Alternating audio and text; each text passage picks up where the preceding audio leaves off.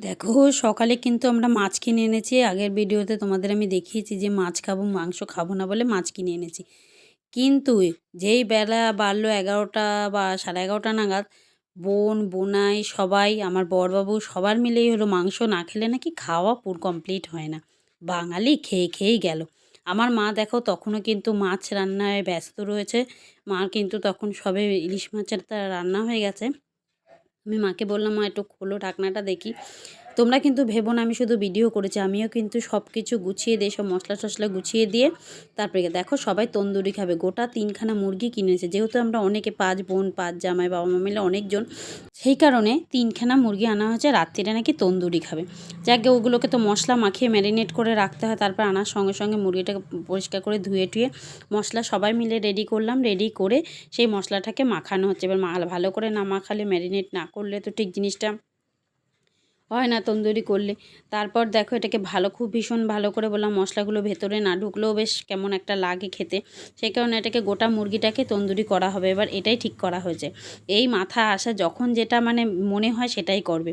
তারপর দেখো খাওয়া দাওয়া হলো। দুপুরে খাওয়া দাওয়ার করে রেস্টের পর আমরা দেখো চলে গেছিলাম সন্ধে হতে না হতেই ছাদে। দেখেছো নৈহাটি কিন্তু তখনও জমজমাট বিভিন্ন প্যান্ডেলের চলছে। চলে গেলাম সবাই ফানুস উড়াতে। সবাই কিন্তু ছাদে গোছগাছ করতে ব্যস্ত, আর আমরা একটু ফানুস উড়িয়ে নিলাম তার ফাঁকে। নৈহাটি কিন্তু তখনও আলোয় আলো। ওই দেখো তোমরা যে লাইটটা দেখতে পাচ্ছ, ওটাও একটা প্যান্ডেলের লাইট। ওটা পড়ছিল ছাদের থেকে, দেখো।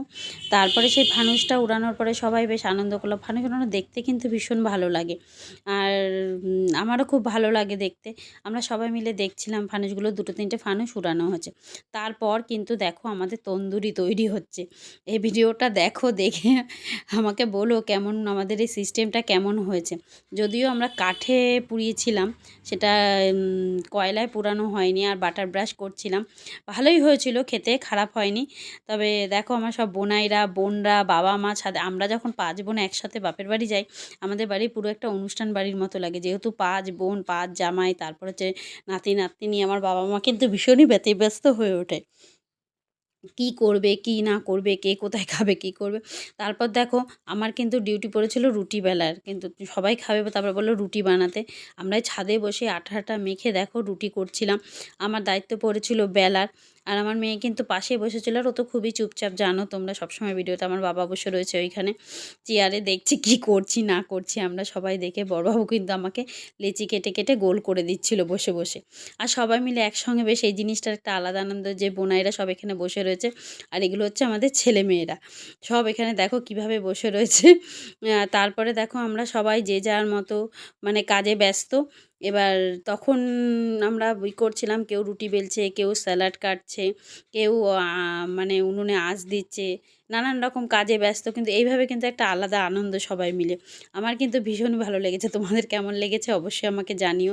ভীষণ মিস করছিলাম আমরা যখন সব বোনরা একসাথে হয়ে, খুব আনন্দ হয় একটা অনুষ্ঠান বাড়ির মতো।